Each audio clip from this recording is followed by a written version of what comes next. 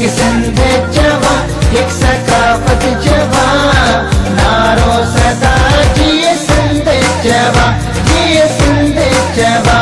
नाज़रीन, अवामी न्यूज़ में ख़बरनि जो सिलसिलो जारी है। इन वक्त असीं तव्हांखे टंडो ग़ुलाम हैदर में ख़बर ॾींदा हलूं त टंडो ग़ुलाम हैदर में अवामी न्यूज़ ॾिनल क़ौमी काज जी सॾ ते समूरी सिंध में भरपूर मोट मिली रही है। टंडो ग़ुलाम हैदर में government primary school Ali Akbar Chandio जे शागिर्दनि पारां अवामी न्यूज़ जी भरपूर आजियां अवामी न्यूज़ जे सरवाण खे जस पेश करण जो सिलसिलो जारी है। अवामी न्यूज़ जे सरवाण खे जस पेश करियूं था, जंहिं सकाफ़त खे समूरी दुनिया में उजागर कयो है। शागिर्दनि जो वधीक चवणु आहे त 5 डिसंबर जो ॾियारो अवामी न्यूज़ सां गॾु मल्हाईंदासीं ऐं पंहिंजी सिंध अमड़ खे लफ़्ज़नि जी भेटा पेश कंदासीं।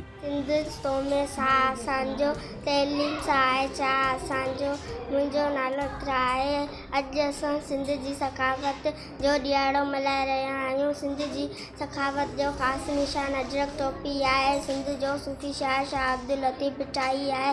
असांजो लिबास शलवार खमीस आहे। सिंध जी असांजो लिबास शलवार खमीस आहे। सिंध जी असांजो लिबास शलवार कमीज़ आहे। सिंध जी महिमान नवाज़ी मुल्का मुल्क मशहूर आहे। सिंध जूं